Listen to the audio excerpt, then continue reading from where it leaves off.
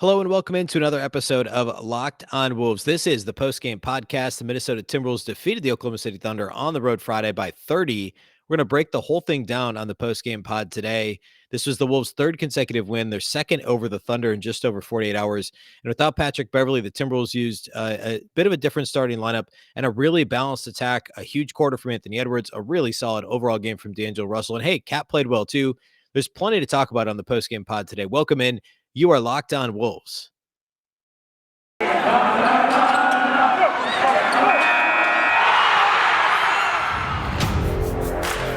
are Locked on Timberwolves, your daily Minnesota Timberwolves podcast. Part of the Locked on Podcast Network. Your team every day.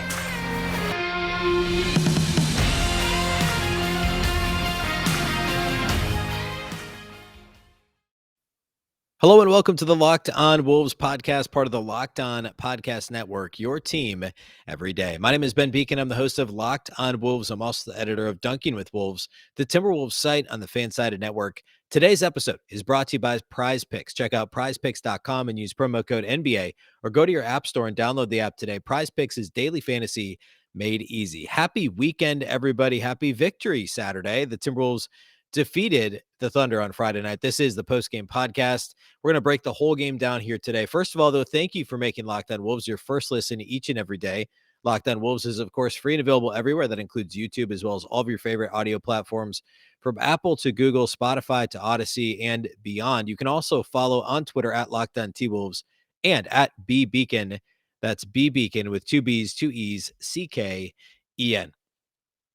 All right, the Timberwolves have won 3 straight games. They, of course, beat the Clippers Monday in resounding fashion. They beat the Thunder a little bit closer than it needed to be on Wednesday at Target Center. And then they went to Paycom Center in Oklahoma City. They headed down I-35 via plane, I guess, but they went right down I-35 to take on the Thunder on Friday. And this thing was not close. No Patrick Beverley. He was not on the initial injury report Thursday, popped up as questionable early Friday, and then sat the game out with groin soreness, I believe is what it was called, which we've seen him miss games for earlier this year. The Timberwolves presumed, hey, we could give him this game off. He can come back and play against his old team in Houston maybe on Sunday. And this should be a game the Wolves can win, that we can win without him, is what the Wolves were thinking. And sure enough, that's what happened. So let's break down the game as a whole. Then I'll do a couple of quick key takeaways and, excuse me, individual studs and duds from this one as well. So first of all, this thing early was actually pretty even, pretty back and forth. Anthony Edwards had a huge first quarter, and we'll get into that in just a second. But the Timberwolves defense was a little bit haphazard early. They were just a step late on rotations. The Thunder got some open three-point attempts. And this is a bad three-point shooting team. The Thunder are. They're 29th in the league in three-point shooting percentage. And they ended up shooting for this game 34%, 15 to 44. So a little bit better, slightly better than what they've done for the season. But early in the first quarter, they were shooting the ball pretty well. The Wolves were struggling to make life difficult for Oklahoma City. But thankfully, the Thunder's typically decent defense. I mean, they're like 14, 15, somewhere in there in the league in terms of defensive rating, defensive efficiency overall, struggled early. And the Timberwolves were able to take a 4-point lead by the end of the first quarter. A lot of that was thanks to Anthony Edwards. Anthony Edwards had 17 points and 2 assists in the first quarter. He ended up, for the night, Edwards had 7 assists. I think he had 3 or 4 in the second quarter, but he had 17 and 2 in the first quarter. Otherwise, the Wolves were pretty pedestrian offensively. Cat didn't score until about midway through the frame. D'Lo only had a couple of buckets in the first quarter. And with no Patrick Beverley, that meant that both Jaden McDaniels and Jared Vanderbilt started, which I thought, by the way, was interesting, that neither Malik Beasley nor Jalen Noel got the start. Instead, it was Jaden McDaniels. And Jaden actually played pretty well. He got into a little bit of foul trouble, per usual, and ended up only playing 18 minutes. But the Vanderbilt McDaniels pairing against the Thunder don't have very many big players, but their starting lineup is fairly large. I mean, obviously Josh Giddey, effectively plays point guard at times for them, and he's big. Obviously Shai Gilgeous-Alexander, Lou Dort, James Robinson Earl. These guys all have Jeremiah Robinson Earl. I don't know. I think I almost thought that was James Earl Jones there for a second. Jeremiah Robinson Earl. Those guys all have a little bit of size. They just don't have anybody that's like a true big, right? Which is exactly why it was so frustrating when the Wolves couldn't win in the paint or on the glass on Wednesday. They still won the game by 8, but the Thunder were more than holding their own in the paint. In this game, the Wolves flipped that script, and we'll get to that again later. But that's part of the reason the Wolves went with McDaniels in the starting lineup, is because there's so many guys on the floor for the Thunder that are effectively, in that 6'6" to 6'8" range. Why not go with your two longest, most versatile defenders in Vanderbilt and McDaniels? So it made sense why Finch did that. But anyway, Anthony Edwards, 17 in the first quarter. He hit 5 threes in the first quarter, and was just, three consecutive possessions early. And then late, he hit a couple right at the end of the quarter and ended up with 17 in the first. Then in the second quarter, the Wolves finally stepped it up defensively. The Wolves bench far outperformed the Thunder bench. The Wolves were a plus 12 just in the second quarter, and ended up with a 16-point lead at halftime. This is when D'Angelo Russell did his thing. He had 15 points and 5 assists just in the second quarter. 15 and 5 in the second quarter alone. He had a steal as well, only one turnover in the quarter. Just a phenomenal performance from D'Lo. It was threes, it was, scoop layups. It was all the things that D'Lo does when he's going right, and he did that in the second quarter in this one and helped the Wolves build that 16-point halftime lead. The third quarter is when the Wolves really kind of put things away, and it took a minute. The first couple of minutes of the quarter were a little bit sluggish, and then Karl-Anthony Towns woke up. He and not that he wasn't awake. I'm not trying to say he had a bad first half. He was just relatively quiet, and then I think he just remembered, oh yeah, I'm the biggest guy on the court by a long shot. I'm the most skilled player on the court, certainly most skilled big on the court by a long shot. I'll just go to work. He got fouled in the face by Josh Giddey down in front of the basket. And after that, he just had a monster poster slam, I think the next time down the court, which you've no doubt seen at this point, was just amazing, driving to his right hand to the right side of the rim and just threw it down, and ended up with 10 points, 5 rebounds just in the third quarter for Karl-Anthony Towns. And it was just kind of an interesting game for Cat too. And we'll get a little bit more into that here in a minute, but no made threes, only 8 rebounds. He did have just a little bit of foul trouble. He picked up his 4th foul at the end of the third quarter. And that basically meant his night was done at that point, with the Wolves leading by 20 plus. But the third quarter is when Cat really took over. So it was Anthony Edwards in the first quarter, D'Lo in the second quarter, Cat in the third quarter. And by that point, end of the third quarter, the Wolves are up 23 points headed to the fourth, and the game was effectively over at that point if it hadn't been already. And the Wolves actually got the lead all the way up to 38 before the Thunder trimmed it back a little bit during garbage time. Still ended up being a 30-point deficit, but phenomenal all-around performance from Minnesota. Really hard to nitpick this thing too much. And I want to get into a couple of key takeaways, how exactly this worked out, why it worked the way that it did, and how the Wolves were able to win by 30. I have a couple thoughts on that. So we'll get to that, and then we'll do individual studs and duds here to close the show. First, though, let's talk about our title sponsors from today's show, and that is, of course, our friends at Prize Picks. Timberwolves fans, you've been hearing me tell you about Prize Picks now for months. Have you signed up yet? If you haven't, you need to. Prize Picks is daily fantasy made easy. If you have not checked it out, you are missing out. I'm telling you, you're going to love this app. For NBA and mixed spots pick'ems, the Christmas Day games were amazing. Christmas was a ton of fun because you had the 5 games going on at once. Obviously, the NFL games that day, and with NFL playoffs upcoming and Week 18, I guess, which is pretty difficult to predict what exactly is going on with some teams playing for their playoff lives, other teams resting guys, etc. But get to the NFL playoffs next weekend, and you can stack NFL daily fantasy, mixed bets with NBA games, which is a ton of fun. That's exactly what Prize Picks is all about. Prize Picks has the best NBA DFS prop game on the market. They offer more NBA props than any other DFS prop operator, and offer all the superstar players plus bench players that only record a handful of minutes each game. You can pick any prop you can think of, from points to assists, rebounds, threes made, etc. Any users that deposit and use our promo code will get a 100% instant deposit match up to $100. Just use the promo code NBA. You can pick 2 to 5 players and over-under in their projections. You can win up to 10 times on any entry, and it's just you versus the projected numbers. So my example, for instance, obviously the Vikings aren't in the playoffs, but say next weekend you want to take Karl-Anthony Towns over on points, and say you hate the Packers and you want to take Aaron Rodgers over interceptions or under yards. You can do that on the same entry. Use the award-winning Prize Picks app on both the App Store and Google Play. Entries can be made in 60 seconds or less. It really is that easy. Prize Picks is safe and offers fast withdrawals. Go to prizepicks.com today. Use promo code NBA or go to your app store and download the app. Prize Picks is daily fantasy made easy. If you're not playing Prize Picks, you honestly do not know what you're missing. Let's also talk about our friends over at Shopify. Shopify is more than a store. Connect with your customers, drive sales, and manage your day-to-day.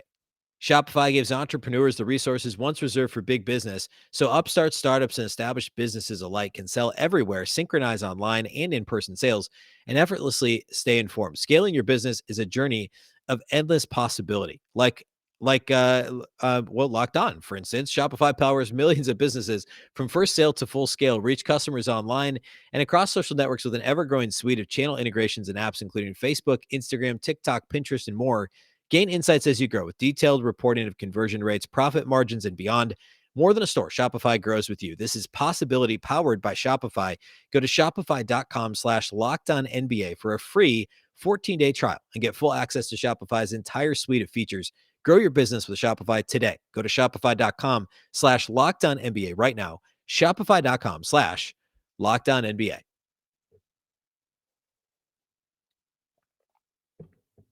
All right, let's talk key takeaways from this one. So number one, I already talked about this a little bit, but the balance that the Timberwolves played with was fantastic. The offense was essentially taking turns, but in a good way. Earlier this season, the first, when the Wolves went 3-7 to start the year, for instance, it was really apparent that this was a my turn, your turn offense, is what I called it at the time. It was Ant said, all right, I'll isolate every time down the court. I'll just, dribble the air out of the ball and launch a three or a kamikaze drive to the rim and have to back it back out or whatever. And then D'Lo would kind of do the same thing, only usually with him, it was threes or mid-range jumpers. And then Cat would say, I'll take it in the post and get double teamed and turn it over. And I'm being a little bit dramatic about it, but that's at the time I called it a your turn, my turn offense in a bad way. This was taking turns in a good way. It was literally feeding the hot hand. The Wolves were clearing out for Ant early in the game. He was making smart decisions. None of his threes, except for maybe one, were really even contested. I mean, the Thunder defense was pretty terrible. And then D'Lo just kind of hunted his shot in the second quarter, and it worked out. It was also within the flow of the offense, though. It wasn't. Yeah, the Wolves were swinging the ball. The ball movement is really what did it, and it just happened to work out that each of these three guys got hot at the right time when the Wolves were feeding them. And it wasn't super intentional. It wasn't deliberate. It was the overall solid ball movement. Some of these guys, I mean, some of these points were coming in transition, at least certainly in the case of Edwards. And I mean, Minnesota did a really good job of keeping everybody involved and not locking too much in on one guy at any point in the game. This was the good way of taking turns. If you can finish a game and you look at these lines and you've got Anthony Edwards with 24, 7, and 6, and Cat with 19, 8, and 5, and D'Angelo Russell with 27 and 12 on a crazy 11 of 12 shooting, which we'll certainly talk about here in a minute. I mean, that's exactly how you draw it up. And those numbers would be even bigger if this was a closer game. But the Thunder were so bad shooting the ball from the perimeter and so bad defensively that it wasn't a game by the time we got to the fourth quarter. So the balance was definitely a good thing for Minnesota in this one. The other key takeaway I've got is just how good the Timberwolves defense was after the first quarter. The first quarter, as I mentioned earlier, it was a half step slow. Rotations were a little bit slow. Guys weren't really bothering to help to contest. I mean, they weren't even really Xing out with urgency. There just wasn't. I mean, you go back and watch that. There were several open shots for the Thunder where the Wolves, it was a lack of effort, frankly, early in the game. And yet they were doing enough offensively that they still had the lead at the end of the first quarter. But once we got past the first quarter, um, I mean, the Thunder couldn't score. Now, a lot of that was due to the Thunder's carelessness. I don't want to take away from the Wolves defense because it was solid, but Oklahoma City's unforced turnovers were pretty unbelievable. I mean, of their 19 turnovers, I'm completely guessing this year, but there were at least 8 or 9 that were completely unforced. Throw the ball out of bounds, throw the ball directly to a Timberwolves defender who, give the Wolves credit. There were a couple of those. Malik Beasley, D'Angelo Russell, Anthony Edwards all had steals where they were simply just in the passing lane and stuck their hands up and got a steal. Almost accidentally because they just happened to be in the line of where the ball was. And again, credit to the Wolves defense for setting up properly, for being in the right place at the right time. But the Thunder were extremely careless with the ball, and that helped a ton. Still, the Timberwolves took advantage much better on Friday night against the Thunder than they did against Oklahoma City at Target Center on Wednesday. Remember, the Thunder were actually had a lead in points off turnovers against the Wolves on Wednesday because Minnesota could not score in fast break opportunities. When they got into their secondary break and into their half court offense, they weren't successful there. It was just a terrible offensive game for Minnesota on Wednesday. This time around, the Timberwolves capitalized on those Thunder turnovers, both in fast break points. They were a modest +4 in fast break points over the Thunder, but even in the half court sets that they got into after turning the Thunder over, Minnesota was far more efficient on Friday than they were on Wednesday. My last takeaway, the last key takeaway is the points in the paint. Minnesota lost that battle on Wednesday, and I at the time in the postgame pod or on the postgame pod following Wednesday's game, I was just shocked at how the Wolves got beat by just really a diminutive team in the paint. I mean, the only guys that are 7 feet on this team are Mike Muscala and Alexei Pokasevsky, and those guys aren't. They're not guys that are going to fight Karl-Anthony Towns in the paint. They're both stretch 7-footers who are far more comfortable on the perimeter than they are actually banging down low in the paint. And otherwise, you're looking at a bunch of 6'6", 6'7", 6'8" guys, and Karl-Anthony Towns and Jared Vanderbilt and Naz Reid should be able to get whatever they want in the paint in terms of rebounding the ball, in terms of scoring in the post, putbacks, offensive rebounds, all that stuff, block shots. And Minnesota did not do that on Wednesday. They did do that on Friday. The Timberwolves were a plus 18 on points in the paint in this game. A lot of that had to do with Karl-Anthony Towns. A lot of it was Jared Vanderbilt. And also D'Lo and Anthony Edwards both got into the paint a little bit too, mostly D'Lo. Naz Reid was very good in this one as well. We'll talk about him here in a minute. But the points in the paint was something that the Wolves needed to win. There was no excuse for them not winning it Wednesday. I mean, like Lou Dort's a good player, and Josh Giddey was great on Wednesday, but these guys should not be able to out-rebound the Timberwolves. Now, rebounds were even in this game. Part of that was because there were so many available rebounds because of the poor shooting of the Thunder, so they were able to get 13 offensive rebounds. There were at least 2-3 opportunities or 2-3 instances in which they basically played patty cake because they were missing. There was one in fast break. They had 3 offensive on a fast break where they had 3 offensive rebounds, and then I think it was Jalen Noel actually ended up tipping the ball in. The Thunder just couldn't make a shot, and they were just racking up offensive boards, Kevin Love style, basically at that point. So it was, some of those numbers are skewed a little. The Wolves rebounded the ball when the game was still in the balance fairly well, and they scored the ball in the paint extremely well in this game, a plus 18 in terms of points in the paint against the Thunder. And that's a huge reason why they were able to build a 38-point lead and win this thing by 30 ultimately. All right, we'll close the show today by talking individual studs and duds. We're going to do that next. First, though, let's talk about our friends at Built Bar. It's the new year, and that means New Year's resolutions. If yours is about getting fit or eating healthier, make sure that you include Built Bar in your plan. Built Bar is the protein bar that tastes like a candy bar, maybe even better than a candy bar, absolutely better in most instances. Built Bar makes it easier to stick to your resolution because it tastes so good you'll want to eat it, unlike protein bars, which can be chalky, waxy, tastes like a chemical spill. You want to eat healthy, but it just gets so boring. By like week 3, you might be thinking this is not worth it. Where's the chocolate? Well, Built Bar has you covered because Built Bars are covered in 100% real chocolate. Most Built Bars contain 130 calories, 4 grams of sugar, 4 net carbs, and 17 grams of protein. Compare that to a candy bar, which usually has around 240 calories, 30 grams of sugar, and dozens of net carbs. Here's an idea for the new year. Go to all your secret treat stashes at home, in the pantry, at the office, in the car, wherever they might be. Throw out all the sugar or calorie-filled treats and replace them with Built Bars. So whenever you're craving a snack or a treat, you can reach for something that's healthy and tastes incredible. Even if you're not a huge fan of working out, you can at least eat something that tastes good and is good for you. That way, when you enjoy a delicious Built Bar, you can almost count it as a workout. There's so many flavors to choose from coconut almond to peanut butter brownie, raspberry cookies and cream, salted caramel mint brownie, and many, many more. In fact, Built is always coming out with new limited time flavors. So check out Built.com often to see what's new. Go to Built.com, use promo code LOCK15 to get 15% off your order. Again, promo code LOCK15 for 15% off at Built.com.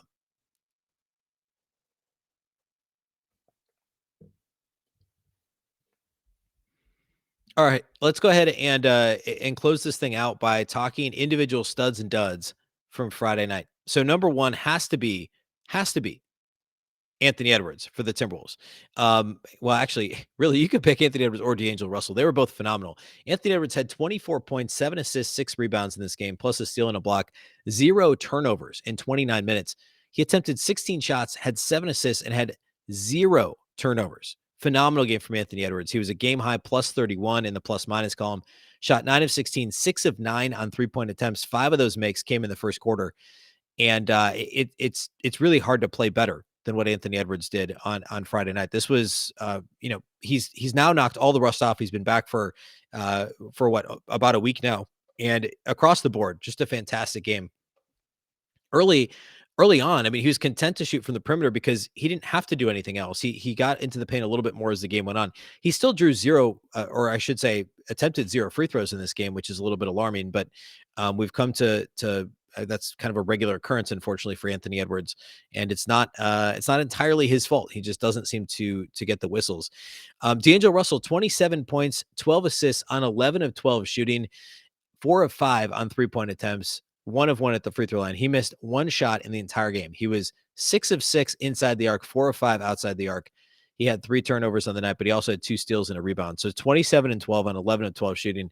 Same thing with D'Angelo Russell. Really hard to imagine him playing much better. He was solid defensively, picked his spots. Like I said earlier, he had, what was it, 15 and 5, 15 points, 5 assists in the second quarter alone for D'Lo. So 15 of his 27 points and 5 of his 12 assists just came in the second quarter.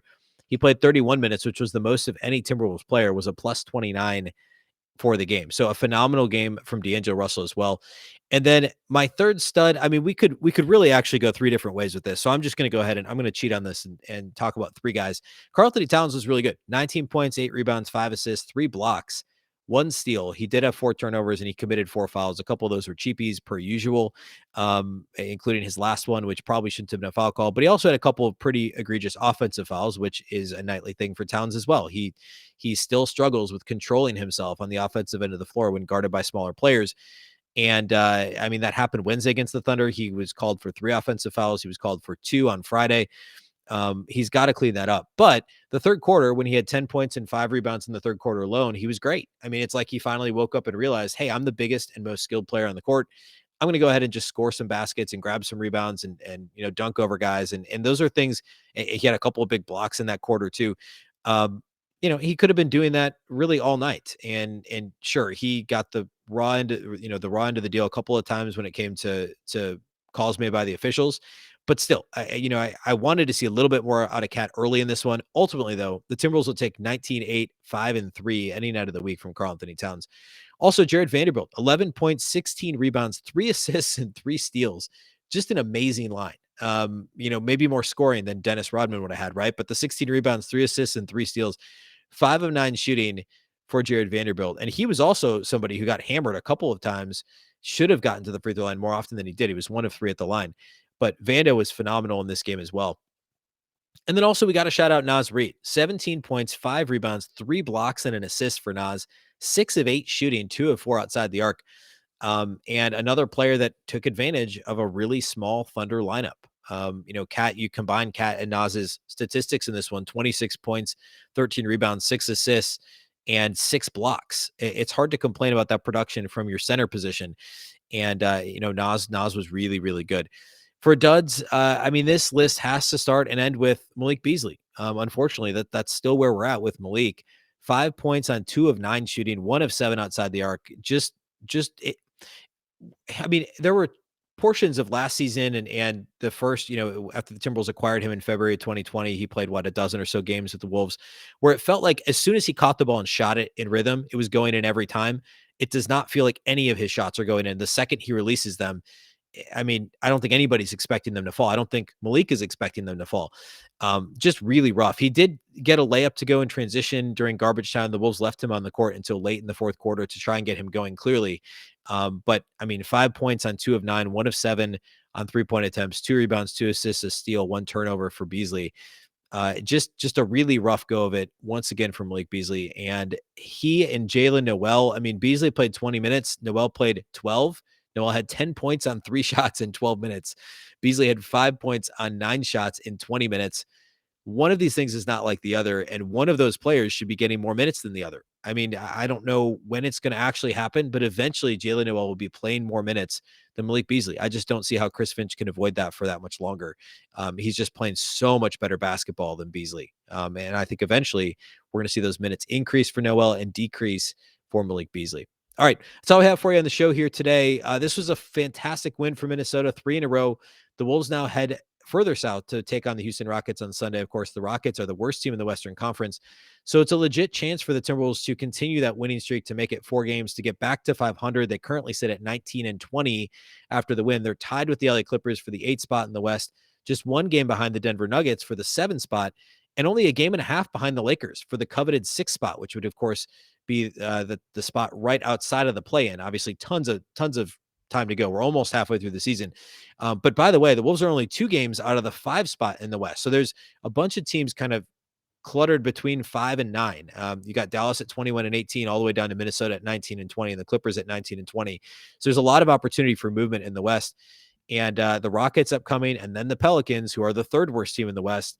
Minnesota has a real shot at a 5-game winning streak before they go to Memphis to take on the Grizzlies. Of course, the Wolves dominated Memphis the last time they played them, but the Memphis Grizzlies have been one of this year's best stories and are currently number 4 in the Western Conference and are 26 and 14. So a couple more easy ones before things get really difficult. Hopefully Beverly can play Sunday and the streak can continue. We'll, of course, have a post-game pod Sunday night. That'll be Monday's show. So be sure you follow and subscribe to the show. If you do listen already, thank you for making Locked On Wolves your first listen each and every day. The show, of course, is free and available everywhere. That includes YouTube, as well as all of your favorite audio platforms, Apple, Google, Spotify, Odyssey, and beyond. You can also follow the show on Twitter at Locked On T-Wolves and at Beecken with 2 B's, 2 E's, CKEN. That's all we have for you today. Thanks again for listening to Locked On Wolves, of course, part of the Locked On Podcast Network. The Locked On Network is your local experts on all the biggest stories. Also, if you do make Locked On Wolves your first listen each and every day, first of all, thank you. Second of all, why not make Locked On Bets your second listen? It's your daily one-stop shop for all your gambling needs. Locked On Bets, hosted by your boy Q with expert analysis and insight from Lee Sterling. It's free and available on all platforms. Once again, I'm Ben Beecken.